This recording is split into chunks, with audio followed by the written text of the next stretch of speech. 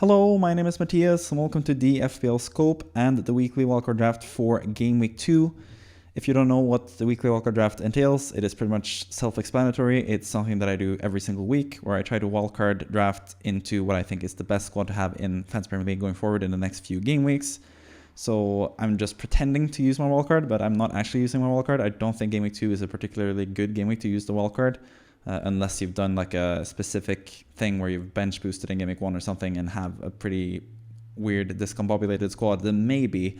But overall, I think Game Week 2 is slightly too early to know what to do exactly. It is easy to overreact to one game and do like several changes and bringing in players like Welbeck and stuff who we don't really know is going to be a good player going forward, even though he did really well in Game Week 1. So I don't think wildcarding is the best tactic currently, but I think it's a pretty good exercise to do every single week, basically, just to see what is the ideal team to have in Fantasy Premier League. And especially now at the start of the season where we have Salah and Haaland going with one or the other or both or neither potentially, I think it's pretty interesting to see what is the best squad going forward. And the Salah Haaland thing is going to be a huge thing when it comes to the wildcard draft and the squads going forward. What tactic is the best to go with? Personally, I went with both on my own in Game Week 1. But now after Game Week 1, I might have changed course a little bit after seeing what happened in Game Week 1. But we'll get to talk about all that in this video. So let's just get started. If you haven't seen this already, this is presented in a way of an actual like NBA or NFL draft where I pick the player. The first player that I present to you is the number one pick. And that is also the player that I think is the best player to have in Fantasy Premier League currently. The player that is the most nailed in my squad if I were to choose one without any restrictions currently. So let's move on to the number one pick, and that is going to be Mohamed Salah. And he was the number 8 pick last week because I thought I had some questions about Salah in his whatever 8th or 9th season or whatever it is now for Liverpool, and questions about Arne Slot. But I think the answers that we got from the Ipswich game, especially in the second half there, I think both Salah and Liverpool looked absolutely fantastic. So I think I'm pretty certain with him going forward as the main guy. That will have some effects on the rest of the team as well, as we'll get to eventually. But I think Salah just looked amazing. He scored the most points in Game Week 1, which is not surprising because he is probably like one of, if not the best player in the Premier League currently. But at the same time, it's very encouraging for someone that has him already, that he is so good and scored a goal, got an assist, got bonus points. He looks like a much better bonus player now as well, now that they've added extra BPS scores for shooting on target. That's going to help him a lot because he usually got a lot of negative BPS points from missing the target, but now at least every time he hits the target, he's going to make up for that with more than what he actually loses when he misses the target. So I think Salah is just really good in every aspect: assists, goals, bonus, security of starts, penalties, playing for a really good team in Liverpool who are really good attackingly. I think he's just an amazing pick as always. He is the king for a reason. He's the best Fantasy Premier League player of all time for a reason.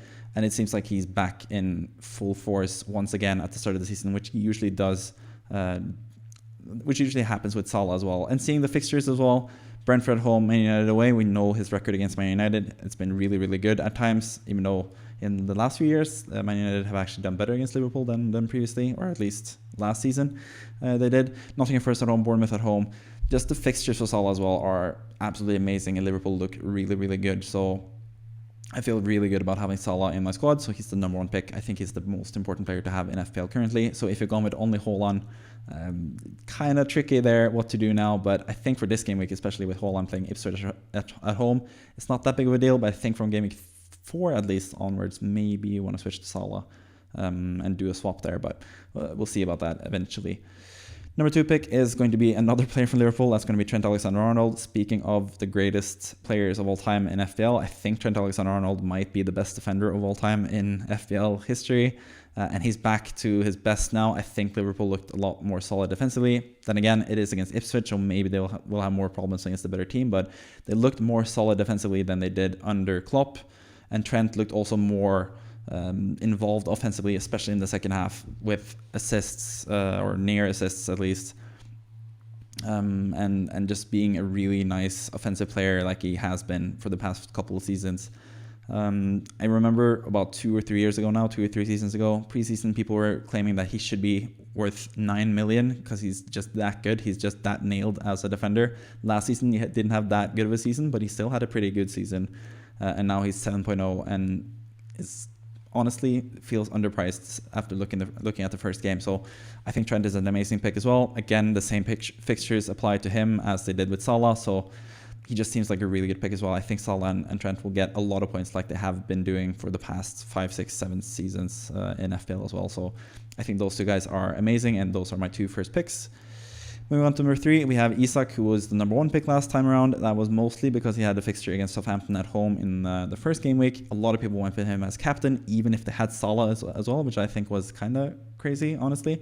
But he was really unlucky, Isak, to play for Newcastle, who got a red card in the first game. Could have had so many more points if Newcastle played with 11 men the whole match there. So kind of unlucky, but he still managed to get an assist. He still proved why he's such a good player when he got the chance, when he got the ball passed to him from Alex McCarthy, from Southampton's goalkeeper. He just immediately passed it into Joe Linton in a great position, who scored. So Isak is still a great player. You can still see the fixtures are pretty good. Bournemouth away, Spurs at home, Wolves away, and Fulham away in the next 4 fixtures. I know it's 3 away fixtures, but then again, it is pretty easy opposition. We've seen Spurs concede against Leicester. They could easily concede more against Newcastle as well. And I just have a lot of faith in Isak. And I think Newcastle are going to be pretty good as well when they get to play with 11 men over a whole match, rather than playing with 11 men for 30 minutes as they did against Southampton. So I still think Isak is great. He's dropped down a little bit because his best fixture, Southampton home, is gone now. But I still think he's an amazing player, so he's number 3, obviously, for that reason. Number 4, we have another striker, and it's a new player as well. You can see the green text on Trent Alexander-Arnold and Havertz. That means that they are new from the last weekly wildcard draft that I did. I don't have them in my squad personally as well, but I think it's room to have them in the squad now. You can probably already tell where this is going in terms of the premiums, but we'll get to that eventually. But Havertz, I think, is just a really, really good signing, or FPL player in general. He is 2 million or 1.5 million less than Saka is worth, and he's just so good. He scored a goal, had an assist, had so many shots in the box. He had so many touches in the box as well. He just looks lethal, playing as a striker for Arsenal, who look fantastic. Again, Arsenal, the downside to Havertz and Arsenal players in general is the fixtures that they have. Aston Villa away is potentially a tough fixture, but I think for Havertz it's still a good fixture. We saw Aston Villa concede a lot of chances to West Ham, and I can see that especially happening against Arsenal, who are a much better team than West Ham. I'm saying as a West Ham fan. But yeah, Havertz, that's a decent game for him. Brighton at home should also be a decent game. That has usually been high scoring between Arsenal and Brighton the last few seasons. Spurs and Arsenal could also be a lot of goals, and then City is obviously a really tough game. So they do have tough matches, but Arsenal are good enough to be a team that scores 2 or 3 goals in any game that they play in, basically. So I wouldn't really hold that against Havertz, especially for 8.0 as the starting striker for Arsenal. It seems like he's pretty nailed on in that spot. It doesn't seem like my fear going into the season was the fact that they might sign a new striker, and that also Gabriel Jesus has looked good in preseason. But Havertz just showed why he's the preferred starting striker for Arsenal, with a goal and an assist in the game against Wolverhampton at home. So I think he's just a great player, and I sort of regret not considering him more for game week 1. But yeah, he would be in my team if I wildcarded now, and he'd be pretty high up in the priority lists, number 4, as you can see, if I were to wildcard this game week. So yeah, Havertz comes in at number 4.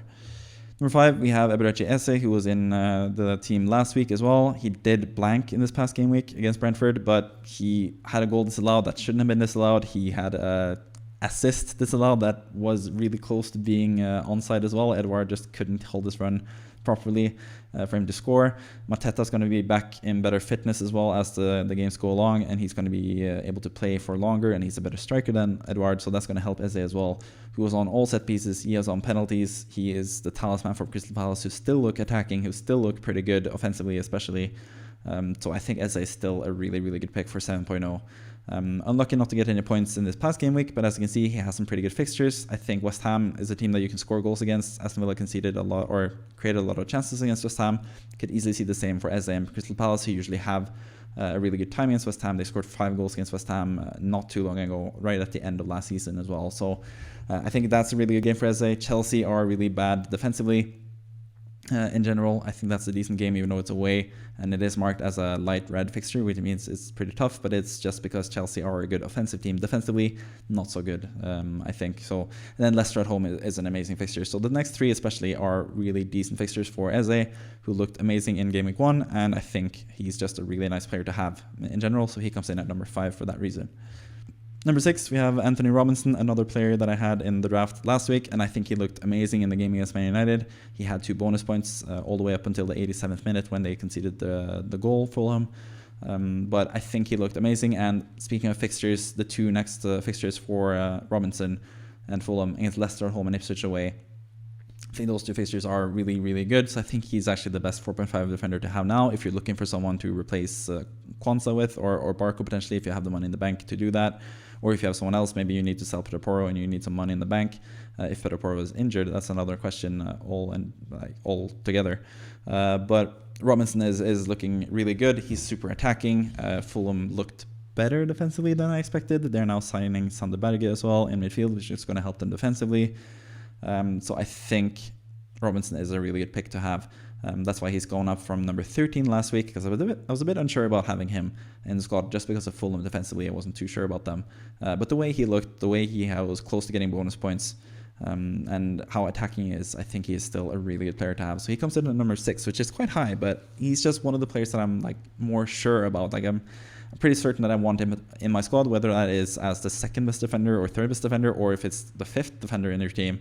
That's a different question entirely, but I think he's just really good value at 4.5. So I think he deserves to be the number 6th pick in this weekly Wildcard draft, basically. Number 7, we have Diogo Jota, another Liverpool player. We've tripled up on Liverpool with Trent, Salah, and Jota. I did mention the fixtures for Liverpool, and that counts the same as well for Jota, who played 90 minutes, wasn't even subbed off for Darwin Núñez in the first game. Really encouraging for his minutes. Maybe he just fits Arne Slot's system better than he did for Jurgen Klopp. We know he's slightly injury prone as well, so that might affect him, but for now he's still fit and ready to play. The good fixtures that they have means that he's going to be a really good player. He had several big chances. He missed another huge chance where he headed it wide from across from Trent Alexander-Arnold. So I think just Trent, Salah, Jota, I think Liverpool look good enough to be worth having all 3 of them in the team, even though it is quite expensive. But I think it's worth it. I think Jota is looking amazing, especially if he plays every game as a striker when he's listed as a midfielder for 7.0 for Liverpool. That's an absolute bargain. So he could potentially be higher on the list, but I'm still not 100% sure about his playing time. I'm not 100% sure that it's going to be the case for the rest of the season that Gakpo and Darwin Núñez will not sort of take up minutes from Jota. So I'm not entirely sold on his playing time just yet, but it's a really huge encouraging sign, the fact that he played 90 minutes in the first game and just how many chances he got to as well. I mean, no, he's a pretty clinical finisher usually, so it looks really, really good for Jota, assuming he stays injury-free and assuming he's the starting strike for Liverpool. I think he could potentially be even the best pick of the whole bunch if he is nailed as a starter. But we don't really know that yet. Salah obviously has penalties and the nailed on starting factor, which helps him be the number 1 pick, even though he's a bit more quite a bit more expensive than Jota. But I think Jota looks amazing, so he's another player that I would like to have if I could restructure my team and do it all over again with a wildcard, which is the point of this video basically. Number 8, we have Josko Gvardiol. He's another player that I've kept from last time around. I was a bit unsure about this because there is another player, I can actually mention him now, Rico Lewis, who played right back for Man City, or at least nominally right back. He pushed forward and was the more attacking sort of defender from City. They usually have one defender join the attack more and be that extra attacker basically. That's usually Gvardiol, but when Kyle Walker plays at right back, but with Rico Lewis there, Rico Lewis is even more adept at playing offensively, and Gvardiol is even better defensively than Lewis. So Gvardiol actually plays more defensively in that position. But for this game week 2, I think Rico Lewis is going to start. I think he is a better pick for this particular game week, but just for the future, I think Gvardiol is just more nailed. I don't think Rico Lewis is going to be all of a sudden a sure starter for Man City. I think Gvardiol is going to play mostly every single game for Man City. So even if he doesn't play super attackingly, we know he's good defensively. We know Man City could potentially keep a lot of clean sheets, especially with the fixtures that they have. We also know that he can score on corners even if he's not that attacking player.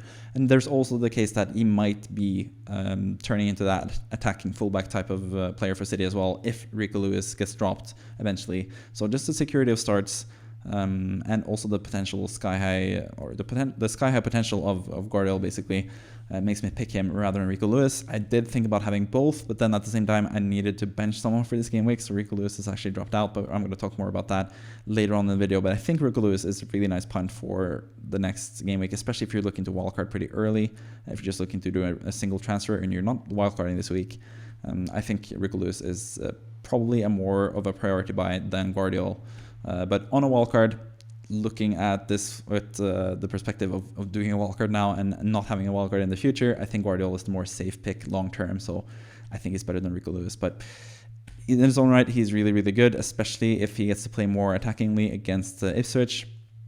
You know how much damage he can do. I still think Gvardiol is, across the season, just one of the best players to have in FPL in general. So he's not as attacking as I was hoping he would be at the start of the season, but I think that might change. And he's still going to be really good defensively, and he's still going to be a threat at set pieces as well. So he comes in at number 8 for that reason. Number 9, we have a goalie, and that's going to be Henderson from Crystal Palace.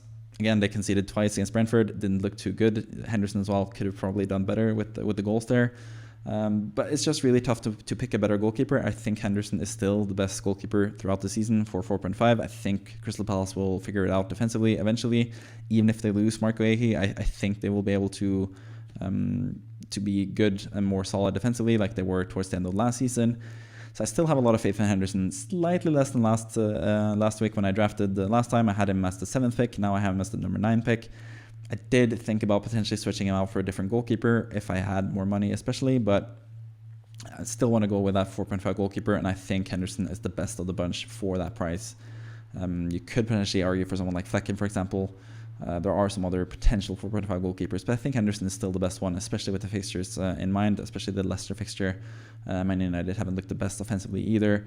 So yeah, I think Henderson is just a solid goalkeeper. I know, it's just the lack of options basically. I like the outfield players more than Henderson, but the lack of options makes Henderson more appealing, so that's why he's number 9.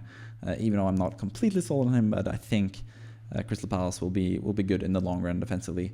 And he kept a lot of clean sheets last season towards the end of the season. So I think Henderson is a really good pick still at number 9. Number 10, we have Dominic Solanke. So yes, as you can see, all 3 forwards are put into the team, and none of them are Erling Haaland, who plays against Ipswich at home this upcoming game week. That's a huge thing. I'm going to talk more about Haaland towards the end of the video, where I'm going to talk about the players that are close to joining the squad and what I would do to bring Haaland into the squad if I were to bring him in. And the player I would drop in the forward line would be Solanke. I do have more faith in Havertz and Isak, but what I saw from Solanke against Leicester was really, really encouraging. I think it looked really, really good for Spurs. Got a lot of chances. He did not score, didn't get an assist either. He blanked in the game, but he looked really threatening, and Spurs looked pretty good offensively as well. So for the game against Everton, I think Solanke has a good chance of scoring. Another thing that is huge for Solanke is the fact that he played every single minute of the game. Maddison was subbed off, Son was subbed off, but Solanke just stayed on even though Richarlison came on. I think the minutes for Solanke are going to be really, really good. And he looked like the most threatening offensive player from Spurs, among the attackers at least. Potentially Maddison you could argue for as well, but I think Solanke for the same price as Maddison, he's more nailed, less injury prone. He plays as a striker. I think he makes more sense as a player from Spurs, and there's also less options in the forward line. So I think Solanke is really good. The fixtures aren't the best, but at the same time, Everton at home should be a good fixture. They just conceded 3 goals against Brighton. Newcastle playing without Fabian Schär in defence. That should also be a pretty good match. We also haven't created a lot of chances against Newcastle at St James's Park, so I could easily see Spurs doing the same. The Arsenal game is obviously really tough. Arsenal are really good defensively, so that could be a week where you bench him potentially. And then Brentford at home as well in Game Week 5. It's also looking like a decent fixture. So I think the short-term fixtures are pretty good for Spurs. And I think Solanke as a nailed striker there for 7.5 is just a really, really good price. So he comes in as the 3rd striker. We're going to talk more about Haaland eventually. That's a big miss of this team, but I'm going to sort of try to justify it towards the end of the video. But yeah, let's move on to number 11. And that's going to be Bukayo Saka. This is another reason actually why we have dropped Haaland and brought in Solanke instead, because that gives us 7.5 more money or more funds to use. And part of that can make you upgrade 5.0 or 4.5 or a 5.5 midfielder to Bukayo Saka and still have money spare, even though you do after doing Haaland to Solanke. So Saka, again, the Arsenal fixtures aren't the best. That's the worry here. We already have Havertz for Arsenal cover, but just the way they looked against Wolverhampton, just how much faith I have in Arsenal as a team in general this season. I think in any game against any opposition, they could create a lot of chances and score a lot of goals. Saka looked even better than last season. He looked another step above what he looked in the Euros as well, where he struggled a bit for England, or England struggled in general. Sort of like the hype around Saka died a little bit compared to last season in the Premier League. But he looked amazing, scored a really nice goal, had a really nice cross for Havertz for the opening goal for Arsenal as well. He just looked amazing, and we know what Saka can do and how good he is as an FPL asset. So yeah, I think he's just worth it. I had Ødegaard as like a more valued player there for Arsenal, but I think if you have the money to spare, I think Saka is just a more secure pick, especially seeing as he's most likely on penalties as well, or like almost 100% on penalties. He gives away penalties sometimes, but I think he's going to be on penalties mostly because he's usually the penalty taker for Arsenal. So Saka, he's number 11 because of the whole thing with Haaland. I'm going to get more into that eventually. And also the fixtures. I'm not quite as sold on Saka as someone like Diogo J, for example, just because of the fixtures. So yeah, Saka comes in at number 11. He also limped around early in the game against Wolverhampton, so he's already back on the limping sort of trail where he limps every single game. That's always the thing with Saka. He looks like he's about to be subbed off, but then he plays and then scores goals and gets assists and is absolutely amazing FPL player. So he comes in at number 11 for that reason. Number 12, we have Pau Torres, and like I said, I did have Rico Lewis as a potential guy here for 4.5, but then I realized that I wouldn't be able to play him this game week because I had too many other starters, as you can see from the rest of the players here. Saka, Jota, Eze, Salah, Isak, Havertz, Solanke, Gvardiol, Robinson, and Trent would all start this upcoming game week, so Pau Torres or this fourth defender would have to be on the bench. So having Rico Lewis, who is a short-term pick with Ipswich in mind, would make no sense for the long-term future of this team, seeing as he wouldn't start for the wildcard or for this team with the wildcard draft. So I'd rather pick someone who doesn't play this week or isn't starting this week in Pau Torres, who plays against Arsenal. You don't want to start him in that game. You can just bench him. But after that, Arsenal will have a lot of good fixtures, starting with Leicester away and Everton at home. Two really, really good fixtures. So I think Pau Torres is going to look really good eventually. Could make a case for Konsa, but looking at the bonus point system points from last week, Pau Torres got 17 and Konsa got 10. It's just one game, obviously, so that could change, but I think Pau Torres also has more goal threat. He scored 2 goals in less minutes than Konsa did, 1 goal, 1 assist last season. So I think Pau Torres is just a better pick than Konsa currently. They're both really good picks.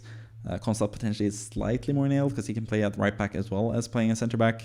But I think both of them are really good picks eventually for Game Week 3 onwards especially. So seeing as we can bench him this week, he makes a lot of sense as the fourth defender in this team for 4.5 for a really good team in Aston Villa, who didn't look the best defensively against West Ham. You have to admit that, so that's why he's not higher than number 12, Pau Torres. But with the fixtures that they have eventually, and also with more and more players getting back into fitness for Aston Villa, I think they're going to look better and better as each game comes along. So Pau Torres comes in at number 12 for that reason.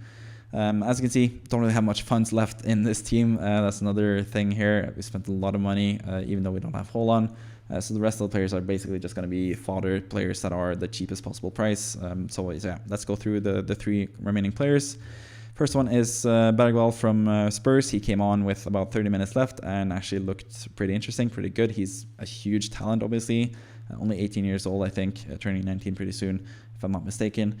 He came on, even took some corners as well for Spurs, so that's going to be another huge thing if he comes in for Maddison, or if he starts and Maddison gets subbed off, which he usually does, Maddison, because people want to, or Postecoglou wants to spare him the final minutes of the match.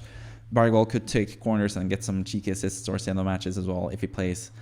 He could also be a starter for Spurs with Bentancur now leaving the pitch with a head injury. He got a pretty nasty concussion last game. Hopefully he turns out to be fine eventually. But that could open up a spot for Bergvall as well, who's obviously someone just to have on the bench for 4.5. He's a 4.5 midfielder, so you don't really expect him to start, but he could potentially have some value eventually as well. So I think he's a pretty nice pick at 4.5 in midfield, but obviously he's mostly just a fodder guy at the cheapest possible price to afford the rest of the team here, basically. Same thing with the 4.0 defender. We have Jacob Greaves from Ipswich. He started for Ipswich, had a decent chance against Liverpool in the first half from a set piece. He's pretty tall. He's pretty good from set pieces, so I think it looks pretty good in terms of being nailed. in terms of having some goal threat and also in terms of having good fixtures after Game Week 2. He had Liverpool Game Week 1, Man City Game Week 2, two awful fixtures, but from Game Week 3 onwards, Ipswich actually have some really good fixtures. And again, he's just bench fodder. He's just someone to have on the bench just in case, break in case of emergency. You can put Jimmy Greaves, that's not his name, that's the goal scorer from Chelsea and Spurs back in the day. Jacob Greaves, you can put him into the team and he will provide the goods. Maybe not score as many goals as Jimmy Greaves, but he will be Jacob Greaves. This Ipswich player is going to be potentially getting some clean sheets. And again, he's just going to be on the bench mostly. And that's especially the case for the final player, which is Valdimarsson from Brentford. Again, he's the 15th pick just because this could be any 4.0 goalkeeper. Valdimarsson doesn't play. I don't really expect him to play anytime soon as well either. I think Flecken is pretty nailed. I don't know. He just seemed like a pretty popular 4.5 pick in goalkeeper, and I had him last week, and I had so many changes that I wanted to keep another player in, even though there are potentially some other 4.0 goalkeepers that are better, I guess, potentially. I mean, it doesn't really matter which 4.0 goalkeeper you have. Yeah, it doesn't really matter. So let's just move on to the final bit of this video, which is the players that have dropped out since last time. And also new this time around from last year is that I'm going to list 3 players that are really close to making the squad that I thought about having in the squad, but for some reason dropped for one reason or another. So I'm going to get to that as well. But let's look at the players that were dropped out as well. And then I'm going to go to the players that were close to getting into this wildcard draft eventually and talk more about the Haaland thing, because he's going to be one of the players listed as the on the cusp, knocking on the door type of players. But yeah, let's move on. Haaland, we can just speak about him. He's both a player that has dropped out since last time, and he's a player who's on the cusp, who was really close to being in the squad this time as well. I just made a decision after looking at Salah and how good he looked. I think you can go without Haaland this game week, even though he's the best captaincy option against Ipswich at home, and just put the captaincy on Salah and hope that he kind of matches Haaland. I'm sort of expecting Haaland to get a hat-trick against Ipswich, which would be great for my own team personally, because I still have Haaland and I have no plans to sell him for Game Week 2 at least. So I'm hoping he gets a hat-trick, but for this wildcard team, it is a bit of a risk to go without Haaland. I acknowledge that, but at the same time, just the players that you can get in from selling Haaland is just amazing. And obviously, we knew this from the start or before the season, but I just had too much faith in Haaland as the captaincy choice, both in Game Week 2 and in Game Week 3, honestly. Looking at Game Week 3 as well, West Ham away isn't the best fixture, I guess, but Haaland usually scores against West Ham, I know, as a West Ham fan. And there aren't that many other good alternatives. You could go with Salah again against Man United. Like I said, he has scored a hat-trick against Man United before. He has had a pretty good record against Man United, but Man United looked pretty good defensively against Fulham. And I don't think that's an easy fixture at Old Trafford. So you would ideally have Haaland as captain for Game Week 2 and Game Week 3. I think he's going to be the best captaincy option in both those game weeks. You could go with Saka in Game Week 3 as well against Brighton, which is usually a high-scoring game. You could go with Isak against Spurs potentially, but I don't know. I don't think there's any like huge standout captaincy options in Game Week 3, and I think Haaland is the best captaincy option in Game Week 2. So he was really close to making this squad, and to get Haaland into the squad, if you want to have a similar squad to this, just have Haaland in, just to emphasize how much you sacrifice to bring in Haaland. Basically, you do Solanke to Haaland, and that costs you 7.5, and to make up that, you have to sell Saka for Rodgers and Jota for a 5.5 midfielder like Semenyo or Smith Rowe. So it takes a lot of cash, and you lose a lot of huge, really good players. Jota and Saka look even better than I expected Game Week 1. Solanke looked even better than I expected Game Week 1. So those 3 players you have to sacrifice to bring in Haaland, and 2 decent midfielders. I think Rodgers looked good. He's another player that could be on the cusp. He's another player that was in the draft last time around. He looked really good. He looked more encouraging in Game Week 1 than I expected him to be as well, even though he didn't get a goal or an assist. So he's still a good player. I think Semenyo is really a player at 5.5. Or Smith Rowe was a really good player at 5.5 as well. So they are good players to replace Haaland. But yeah, there's a lot. You need to do a lot of changes to bring in Haaland, basically. And I think that's even, I even forgot the defender transfer. You also have to downgrade Gvardiol or potentially Gvardiol to someone like Pedro Porro if Pedro Porro is fit to play. As you can see, Pedro Porro is also on the cusp. If Pedro Porro is fit to play, I think he should potentially be in rather than Gvardiol. You could make a case for that because Pedro Porro looked really amazing and attacking this past game week. Obviously scored as well from a header, which isn't going to happen usually, but he had also 4 chances created and looked super offensive for Spurs. And Spurs looked really good as well, so he's also on the cusp. And Lewis I've already talked about as well as a potential player, so I've actually done the on the cusp thing already. So let's just go through the other players that have dropped out since last time and why I have dropped them. Haaland, like I mentioned, it's just, yes, you could make a strong argument to keep Haaland on top of having Salah. I think Salah is pretty much essential, as I've told you now, with him being number one. But I think there's a case to be made to have a squad with Haaland and Salah still. But I think I slightly prefer downgrading Haaland to just make room for more players and trust Salah with the captaincy for the next 2 game weeks, potentially Saka in game week 3. Yeah, let's move on. Number 3, last game week prior to game week 1 in my draft was Nkunku from Chelsea. I expected him to be pretty nailed for Chelsea. They obviously have really good fixtures from game week 2 onwards. But then, as we all know, he got subbed off after 58 minutes. He was subbed off before Enzo Fernandez, before Nicholas Jackson. And he played left wing as well. He wasn't as involved as you expected him to be, or we hoped that he would be. So I'm just a bit too unsure about Nkunku. With that said, I don't think you should go out and sell him straight away in your team if you have him. If you're not wildcarding, I would not sell him. I think he has sky-high potential. I think he's one of the best players in the league potentially if he gets to play. But just the fact that Enzo Fernandez was played as the number 10, and Enzo Fernandez has also been made captain, which tells me that he's going to play more than expected as well. Just all of those things put together make me worry more about Nkunku's playing time, and if he doesn't get to play much, he's not worth much either, especially if he gets subbed off early as well. So I was hoping it would be more of a 90-minute man playing as the number 10 for Chelsea, but it seems like he's going to play more in different roles. It seems like Enzo Fernandez is going to play more, and they have so many midfielders. It's going to be tough to pick just 2 midfielders when they already have Dewsbury Hall as well on the bench, who also is knocking on the door for a starting spot next to Lavia, Caicedo, Enzo Fernandez, all the midfielders, Chukwuemeka. They have so many midfielders and so many options that Nkunku just falls out by the wayside. Ben White as well, no huge reason to sell him other than the fact that I just think Gvardiol is a better pick currently for 6.0, and I think Trent is just a better pick as well. Liverpool look more solid defensively and better attacking wise, so I dropped Ben White to go with Trent instead for 0.5 more. I think that's worth it. Muniz has dropped out. I still think Muniz is a fantastic player. I would definitely keep him. I'm looking to keep him in my own team as well, since I'm not wildcarding. But with this team, with 3 strikers in general, with Havertz looking so good as well, even if you go with Haaland, I still think Havertz is just a better striker than Muniz currently. But I do have some faith in Muniz going forward. I think Fulham will have better chances to score in the easier fixtures that are coming up now. Leicester at home, Ipswich away, 2 really good fixtures. So I think Muniz is still a really good pick as a striker, but he has to drop out as well because I just prefer Solanke as well. I guess it would be Muniz in for Solanke, and then you could have more money to upgrade, for example, Pau Torres or something like that to a Pedro Porro, for example. You could do something like that as well. But yeah, Muniz is really close as well. He could also be on the cusp. I really like him still, but he didn't provide the goods in the first game week, and there are better options in attack currently as I see it.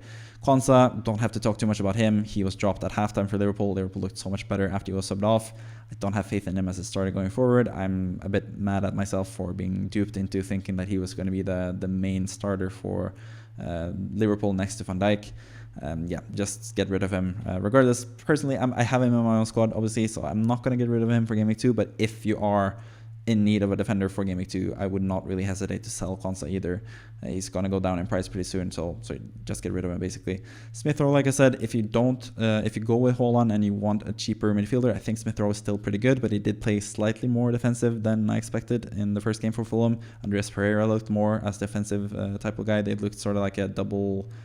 They sort of both played as 8s for Fulham, so looked a bit less offensive than I was hoping Smith Rowe. And for what it's worth, my own team as well, I did ditch Smith Rowe between the recording of the weekly wildcard draft for Game Week 1 and before the deadline for Game Week 1, and I switched out Smith Rowe to Semenyo. So actually I think Semenyo is also a better pick if you want to have a 5.5 midfielder in your team.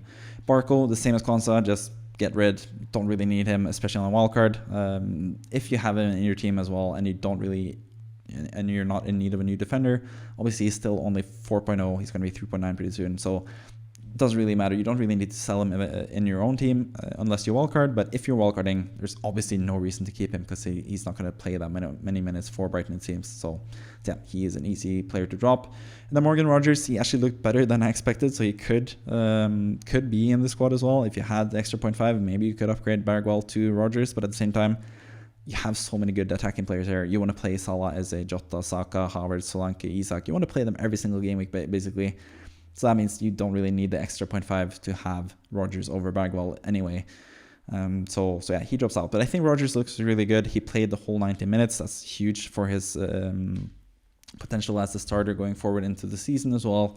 I think he's going to be the main left winger for Aston Villa, and I think he looked pretty good in terms of getting to chances, getting assists potentially, and getting goals potentially as well. So I think Rodgers is still a really good pick, but he has to drop out as well because we have just too many more expensive players now that we have dropped Haaland in this wildcard draft. So that's basically it. A pretty long video, a lot of things to go through. There's a lot of changes. There's a lot of things, especially with the Haaland Salah type of dynamic here.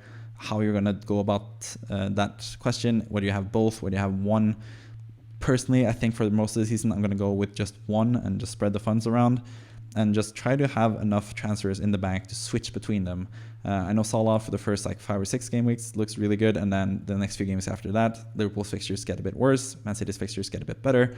That could be a nice potential way to switch back from Salah to Haaland, and then you can just switch around those two guys and have enough money in the bank for a really strong team outside of them for the rest of the season.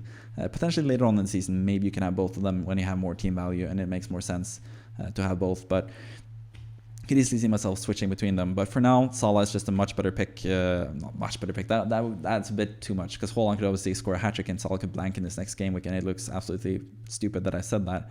I just prefer Salah just because of the fixtures and the lower price, obviously. So yeah, that's going to be the huge thing of the season, I think. Salah, Haaland, how you figure that out and how you use the rest of the funds to make your squad better in general. So that's the big question for this season. But yeah, I hope you enjoyed this video. I hope you enjoyed the new sort of layout thing here. I've done a bit of a different thing with the graphics, so I have more of my actual rank history and my current rank and stuff above me. For anyone that is new to the channel and are curious about that, for every video I'm going to have these rank things in most videos. I also quite like my last season rank and my best rank ever. I think that's pretty nice for me. Pretty nice sort of proof that I actually know slightly at least what I'm talking about. And then you have the draft order in just one line. I think it looks a bit more neat the way it is now. And also the extra players that I have on the cusp, like the players that I can talk about that are really close to making the squad as well, that I'm really considering, especially with different ways of looking at the squad in terms of getting more money and stuff.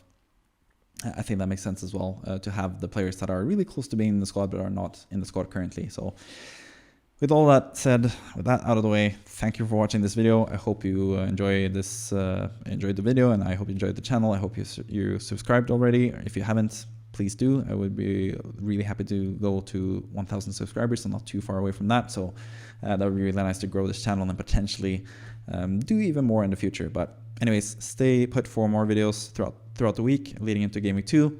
And for the rest of the season, basically leading into Game Week 38, the whole season. Hopefully, we're going to finish on a really high note.